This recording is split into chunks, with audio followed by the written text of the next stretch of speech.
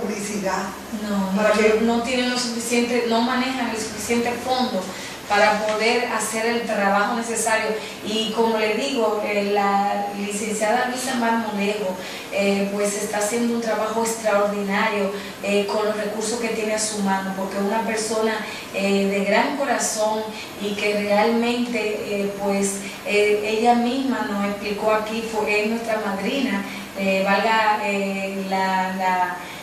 pues el mencionar nuevamente cada vez que tenemos la oportunidad, que estamos orgullosos de que ella es nuestra madrina de este programa, porque fue la primera persona que entrevistamos, porque Huella, una de sus primeras preocupaciones es pues por la mujer dominicana. Ojalá que hubiera una parte de esa oficina que pudiera ir a las escuelas para educar a los jóvenes y a las jóvenes. Sí, lo están haciendo. Tú sabes, porque es necesario que en las escuelas los adolescentes conozcan sus derechos y de alguna manera los enseñen a tratar de ver de qué forma pues se controla un poco toda esta promiscuidad que hay, donde hay una cantidad de jóvenes embarazadas que no solamente crean un problema a su juventud, sino que traen un ser al mundo donde no hay una madurez necesaria para poder atenderlos, engrosan de alguna forma la familia y entonces se queda esa familia desunida porque se queda la joven con su bebé en una casa y el otro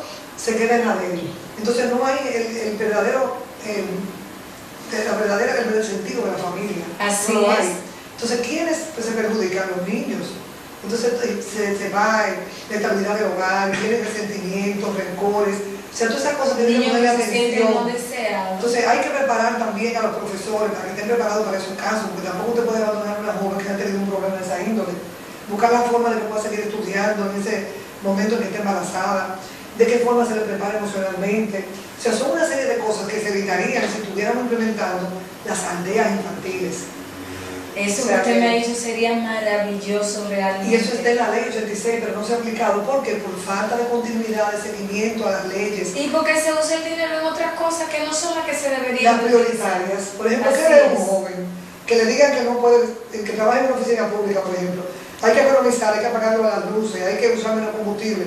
Pero si ve que toda la semana nombran un asistente nuevo o un subdirector nuevo, o hay escándalo de corrupción, tú sabes, por donde quiera, que cualquier funcionario hace cualquier cosa.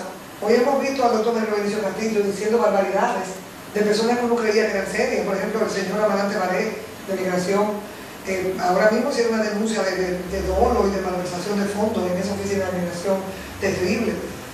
¿Han dicho algo? ¿No se metido en la justicia? No, porque hay una impunidad increíble. Entonces, y ellos se sienten inmunes a las leyes. Incluso usted ve cómo aprobaron la ley esta que realmente presiona un poco a lo que son los comunicadores, porque dicen que tienen, cuando van a dar una noticia, que tener la veracidad de que realmente lo que se está diciendo ya se ha comprobado. Y es como yo digo, cualquier tipo de noticia tiene una debilidad que cualquier persona te puede demandar. Entonces ellos lo que están buscando, le quitaron la palabra veraz. Le quitaron la palabra ya le veraz. quitaron la palabra veraz, sí. Porque yo digo, bueno, ahora tendríamos que ser también los comunicadores, tendríamos que ser también detectives. Pero miren el caso de Alicia Ortega, por ejemplo, en el caso de Nuria, en el caso de denuncia que una hace, por ejemplo, con el manejo de la presa, con lo que pasó, hay una serie de cosas que tú consigues pruebas y dices que te diga, pero tiene que estar el pueblo preparado para oír muchas cosas. Con el caso del secuestro que se hizo en Nagua, es un caso que uno piensa, bueno, hay muchísimas interrogantes hasta dónde se quiere llegar con esto. ¿Qué compromiso tan grande tiene el presidente de la República con el jefe de la policía que no lo puede quitar?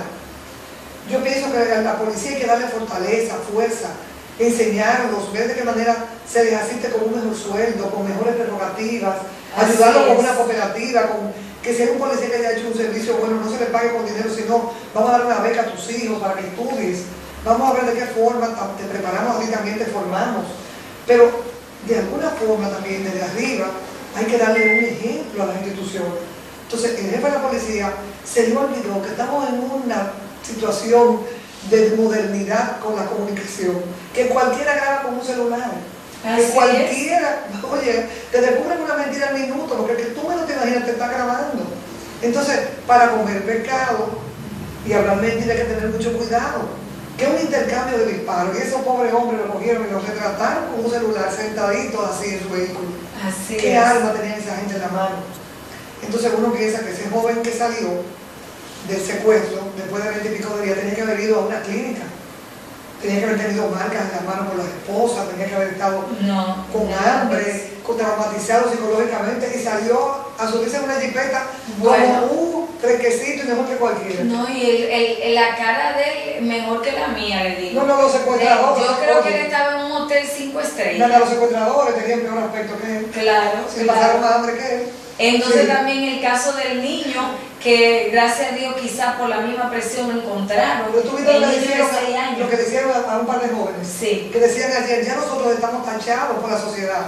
Porque solamente por el hecho de conocer a la persona que hizo el secuestro, nos cogieron, nos exhibieron ante la opinión pública y dijeron que éramos los secuestradores. Conejillos de India, porque ellos necesitan.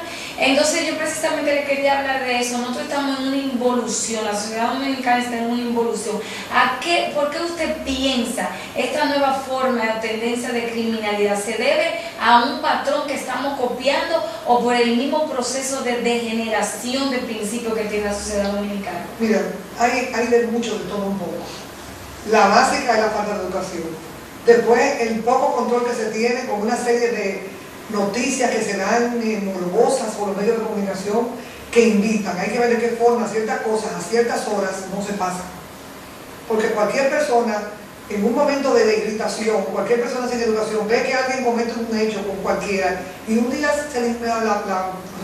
el cerebro tiene unos chips arriba que se pone medio loco de vez en cuando.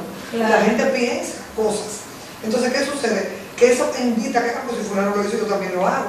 Entonces hay que tener un control para dar noticias de cierta índole a cierta hora. Entonces hay también una desproporcionalidad con lo que uno ve en personas que no tienen cómo justificar la bonanza económica que tienen y la gente piensa que nada es nada. O sea, la gente piensa que mucho cualquiera puede hacerse de un vehículo, de una casa, de todo, robando, y no hay sanciones. Es que es el mensaje que le está llegando incluso a la gente joven. O sea, la gente joven dice, ahora mismo, ¿para qué yo voy a estudiar? Todo el mundo quiere ser político, todo el mundo quiere estar en una institución de gobierno. ¿Por qué? Porque es la manera fácil de conseguir dinero. No, político solamente no, o vender droga. O vender droga también, entonces, exactamente. Político o un empresario, tú sabes que no rinde cuentas. Porque tú ves una persona que se te muda al lado y tú dices, ¿quién es este? ¿O qué pasó? ¿De dónde sacó el dinero? Tú sabes, tú ves una persona que sale de la legislatura y hace unas mansiones y tú dices, ¿con qué la hizo? Compran una finca grandísima, ¿de dónde la sacó? Tienen aviones, tienen helicópteros, y tú dices, sí, ¿de dónde salió? Exacto, porque es que no quieren, es lo que yo digo, si por lo menos, cogieron un poquito, pero no, ellos quieren imitar a las grandes personalidades del mundo del espectáculo, del deporte. O sea, se quiere vivir una vida superflua de una manera. Yo digo, señores, pero roben un poquito. No, quieren tener helicóptero, quieren tener yate. Con auditorías visuales. Eso es increíble. Óyeme, es suficiente, visuales. Por ejemplo, yo te voy a poner el caso de una señora que fue la antigua incumbente de la Secretaría de Educación, doña Alejandrina, que quiso dañar a doña Milagro Ortiz Bosch, solamente por el hecho de que aquí se compró una plaza para ponerla en liceos después del terremoto, frente al mercado nuevo, como le llaman. Eso se compró y se hizo de manera rápida para poder resolver el problema de que no se parara la docencia. Exacto. Y te puedo decir que en 3 semanas después del terremoto se estaba dando docencia aquí. Yo fui Sin embargo, presentaron una casa que esa señora hizo en Jarabacoa, multimillonaria, en una loma donde al lado hay paradójicamente una escuelita cayéndose de madera. Que no, para llevar los materiales ahí, tuvo que gastar, y esa señora ni siquiera nadie la cuestionó. No, que aquí no. Sin embargo, quería abusar de doña Milagros solamente por ese hecho. Y ahora, graciosamente, ese edificio, me dicen que se lo han regalado a la Fundación Patria. ¿Qué fundación es esa? Cuando aquí hace falta un local para poner la Infotep. Que hace un trabajo extraordinario. Yo soy graduada de Infotep, de manejo de invernadero. Yo hice cursos de Infotep de recursos humanos que me enviaban las empresas en las que yo trabajaba. ¿Tú sabes que Infotep no tiene aquí un local decente? Tú pasas por Santiago, a ti te da envidia. Sí, así porque es. Tú ves un local precioso, con aulas, bien establecido, y aquí en Puerto Plata no hay un local de Infotec. Entonces vienen y le regalan eso a la Fundación Patria. Pero usted sabe por qué Ojo. usted sabe por qué que nadie la cuestiona, porque que el otro tampoco quiere que lo cuestione.